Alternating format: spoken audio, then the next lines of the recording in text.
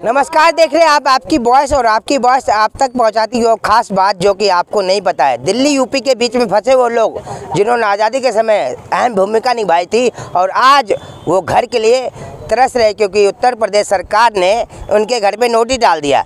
वजह क्या है वो आपको बाद में बताऊंगा, लेकिन फ़िलहाल यहाँ पे रहने वाले लोग 100 साल से भी ऊपर रहने वाले लोग हैं जिन्होंने 200 साल से, है ना, 200 साल है, 200 साल से ऊपर के है। 200 साल के बाद जैसे ही बीजेपी की सरकार आई बुलडोजर चलना चालू हो गया। रेखा दीदी ने कुछ नहीं सोचा, उन्होंने नोटिस जारी करना चालू कर दिया उत्तर प्रदेश सरकार ने अपनी नई नई चीज़ों को। क्या वजह है, क्यों लग रहा है ये सब? देखो मैं बताऊँ आपको, जो हमारे परदादा थे ना, जब आंदोलन हुआ था कि अंग्रेज़ों से कि अंग्रेज़ों हिंदुस्तान छोड़ो, तो उसमें ना हमारे परदादा का अहम रोल था। वो भी आंदोलन में शामिल हुए थे महात्मा गांधी के साथ में, समझ रहे हो ना आप। वो नमक आंदोलन में भी और उसमें क्रांति में भी, हर क्रांति में भी देश। वो तो महात्मा गांधी थे, अब तो राहुल गांधी है। क्या दिक्कत आ रही है आपको? अब हमारे को यही दिक्कत आ रही है। देखो हम तो शुरू से ही नहर के किनारे पे बसे हुए हैं, हाँ। जमुना जी के किनारे पे, और आज भी बसे हुए हैं, और आज से 200 साल पहले भी बसे हुए थे, है नहीं। और हम हिंदू हैं, ऐसा बात नहीं है, हैं। हम मल्ला हैं, हम जाति के मल्ला हैं जी। कहार हैं, कहारों को ही कश्यप बोलते हैं, ठीक है जी। और हम पानी भी पिलाते थे सबको, हैं जी। और सीता माता, प्रभु राम, लक्ष्मण भैया को हमने ही जमुना जी पार कराई थी, हैं जी। और अंग्रेज आते थे यहाँ पे घोड़ों पे, जिस टाइम पे अंग्रेज़ों का राज था, तो उस टाइम पे आपने देखा था घोड़े पे आते हुए? उन्होंने देखा था, दादा उन्होंने देखा था ना, वो बात नहीं है। फिलहाल पुरानी बातें नहीं हो रही थी किसने क्या किया था, ये बात हो रही कि अभी आपके ऊपर क्या अत्याचार हो रहा है। अभी हमारे ऊपर ये अत्याचार हो रहा है कि खसरा नंबर 152 है, जो इनको चाहिए गवर्नमेंट को। पता नहीं दिल्ली गवर्नमेंट को चाहिए, उत्तर प्रदेश गवर्नमेंट को चाहिए, कौन सी गवर्नमेंट को चाहिए, वो तो ये जाने, गवर्नमेंट वाले जाने। हमारा जो खसरा नंबर है जिसमें हम कश्यप लोग रहते हैं, कश्यप समाज रहता है, वो है 149 जी, हैं जी। तो बताइए, जब डेमोनेशन होना है 152 का, 152 का, तो ये 149 को क्यों तोड़ रहे हैं, ये बताइए आप। नंबर गलत डाल के आप लोगों को तोड़ने की कोशिश किया है। हाँ, चलिए ठीक है। देखिए, बात वो नहीं है कि आखिर सरकार किसकी आई किसकी नहीं, पहले आम आदमी की थी, उसे बोले कांग्रेस की थी, अब बीजेपी की आई है। चाचा हमारे साथ है, बहुत पुराने, ये हर हकीकत को जानते हैं, हर इंसान को जानते हैं, और फिर देख के बता दें कि आखिर वो इंसान सरकार कौन सी अच्छी। चाचा, बीजेपी की सरकार लाए, क्या लगा, कुछ मिला, कुछ फायदा नहीं हुआ? पिछले बार भी नोटिस लगा था आपके पास? हाँ लगा था, वो 4-5 मकान तोड़ कर चले गए थे, बोल रहे थे पटड़ी चाहिए हमें। अब इन्होंने बिल बना दिया, पुल बना दिया। इनकी जो जमीन है वो 27 फुट है पटड़ी जी। अभी मांग रहे हैं 100 फुट के आसपास, और जबकि हमारे बाप दादा, समस्या हमारी नहीं है, कश्यप मोहल्ला की नहीं है, ये पूरे गांव की है, जिसमें कि 50,000 आदमी रह रहा है। वहाँ से शनि बाजार से लेके इस पुल तक ये 50,000 आदमी की समस्या, 50,000 घर होंगे। समस्या एक दीमर मोहल्ले की नहीं है, लेकिन बीजेपी जो सरकार है वो बहुत बुरा अत्याचार करके, क्या 100 साल मायने नहीं रखते? हम यहाँ पे रह रहे हैं, 100 साल मायने रखते हैं। हमारे दादाजी ने अंग्रेज 100 साल मायने रखता है। बगल में लगभग बगल में एक लोहिया पुल भी है। हाँ, लोहिया पुल भी है, वो भी सेम आपकी तरह पुल बना हुआ। वहाँ पे भी है रोड की समस्या, कई लोगों ने घिरा। क्या लगता है कि आपको टारगेट किया जा रहा है, उनको भी टारगेट करेंगे? उनको तो कोई टारगेट नहीं कर रहा है। ये तो मदनपुर खादर को ही कम से कम 10,000 घर हैं, मायने नहीं रखता 10,000 घर, पूरा गांव है, पूरे गांव को तोड़ रहे हैं। भाई ये सरकार 100 साल से कहाँ थी? ना तो कांग्रेस ने कोई ऑब्जेक्शन उठाया, 77 साल कांग्रेस ने राज किया था, उसके बाद में केजरीवाल जी आए, उन्होंने भी कुछ नहीं किया। ये बीजेपी क्यों इतना कर रही है? मदनपुर खादर के अंदर ये अत्याचार क्यों कर रही है? खसरा नंबर हमारा है 149, अब वो बता रहे हैं यो सिंचाई विभाग वाले खसरा नंबर है 152, तो भाई हमें 149 में बैठे तो 152 तोड़ो आप। अभी आपने फर्द लेने की कोशिश किया कि आखिर क्या ये चीज़? जी, फर्द भी है, कागज भी है, पूरे नक्शे हैं हमारे पास, हर चीज़ है।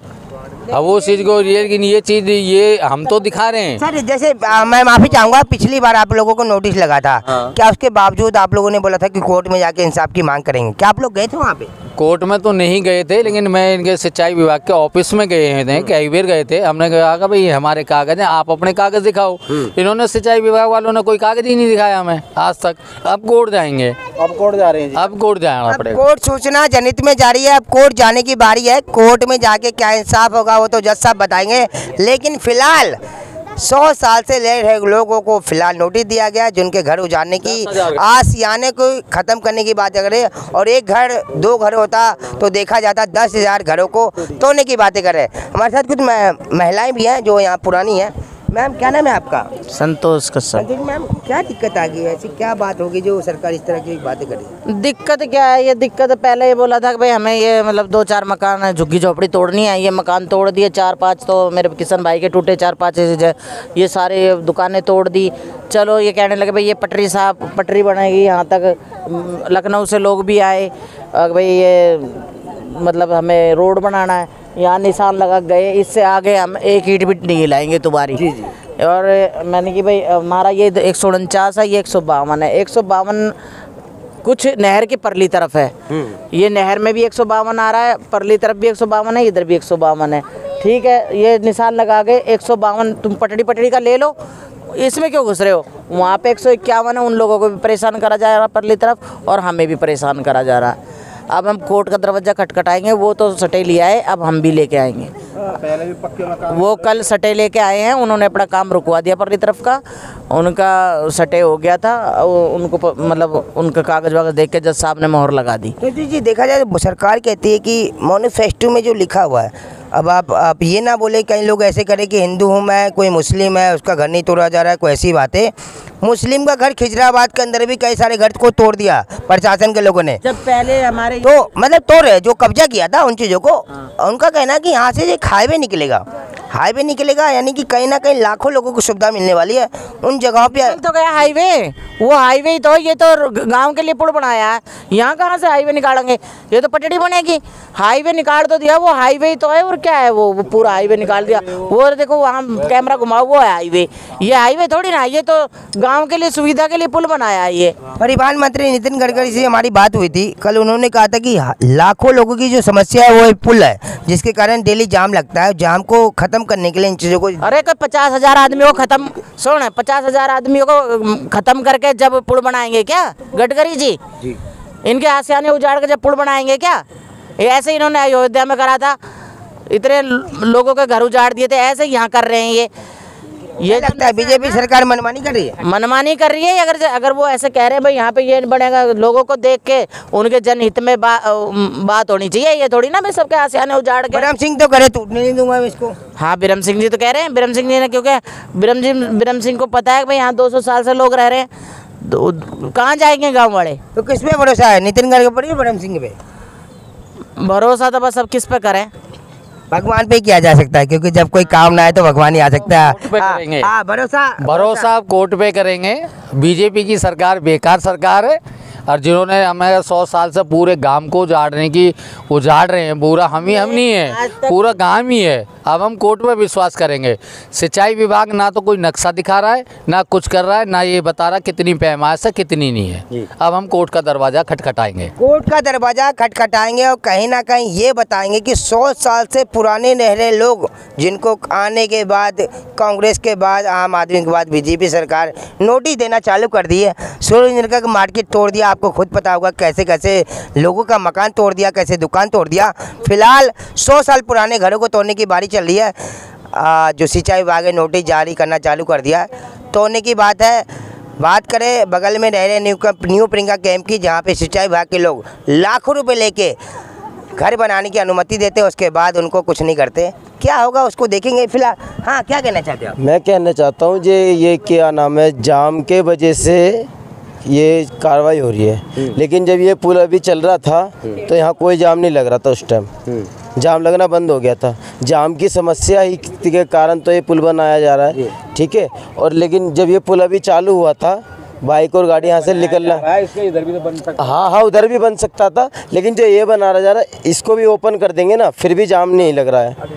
जाम लगना बंद हो चुका। आपको लगता है इसके बनने के बाद भी जाम चल रहेगा? हाँ, इसको बनने के बाद भी खत्म हो जाएगा, चालू रहेगा जाम? फिर कहाँ से बनाए, कहाँ से निकाले? इतना ही, अगर जो इतना भी छोड़ देंगे ना इसको, तो भी जाम नहीं लग रहा। तब भी जाम नहीं लगा? नहीं, कैसे निकल के? हाँ, अच्छा, मच्छी की दुकानें, बहुत सारी दुकानें थी यहाँ पे, इन सबको बेरोजगार कर दिया, सबको बंद कर दिया। कह रहे जो लाइसेंस धारी है, जिसके पास लाइसेंस है वही मछली बेचेगा। लाइसेंस, बंदूक का लाइसेंस या मछली बेचने का? मछली बेचने का, मुर्गा बेचने का, बकरा बेचने का, जिसके पास लाइसेंस है वही चलाएगा। नहीं, सबकी बंद कर दी। हमारी तो दुकान है सारी ये सारी हमारे भतीजों की, मेरी भतीजे की दुकान है, सब बंद करा दी। अब तो बस ये है, लोग बेरोजगार हो गए इसके दुकान बंद होते। 50-60 दुकान है जो है बेरोजगार है। हाँ, कुछ कहना चाह रहे हैं? जो लाइसेंस लेने के लिए 2 लाख रुपए चाहिए और प्लस दुकान चाहिए। दुकान भी ऐसे ही नहीं मिलती, किराए की दुकान मिलेंगी तो 10,000 उसका किराया चाहिए, 2 लाख लाइसेंस के लिए चाहिए।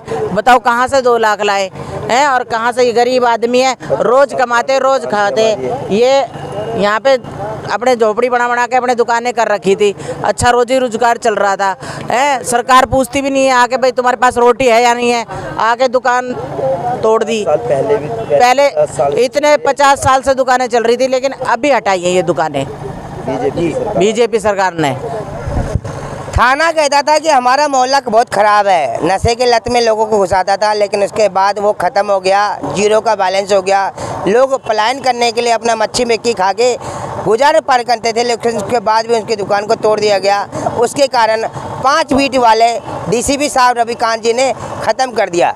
अब एक नया नोटिस जारी हुआ है कि इनके घर को तोड़ा जाए। ऐसे में सवाल ये खड़ा होता है कि आखिर जो 10,000 परिवार के लोग हैं, ऐसे टूटने के बाद वो कहाँ जाएंगे और कैसे अपने परिवार को पालेंगे? ना कि इनको कोई नया जगह दिया गया है, ना कोई आशियाना दिया गया है, ना कोई ऐसी बात की गई है। फिलहाल जो है तोड़ने की बात की गई। छोटा सा ब्रेक के बाद लगातार जारी रहेंगे दिल्ली की नई खबरों पे, क्योंकि लोहिया पुल की बारी है और वहाँ भी देखना है कि इस तरह का पुल वहाँ भी जाम लगता है। क्या सरकार सिर्फ पर्टिकुलर मदनपुर खादर को टारगेट करी है या फिर हर पुल को टारगेट करी है जहाँ पे जाम लगता है? छोटा सा ब्रेक के बाद लगातार जारी रहेंगे आपके बीच में।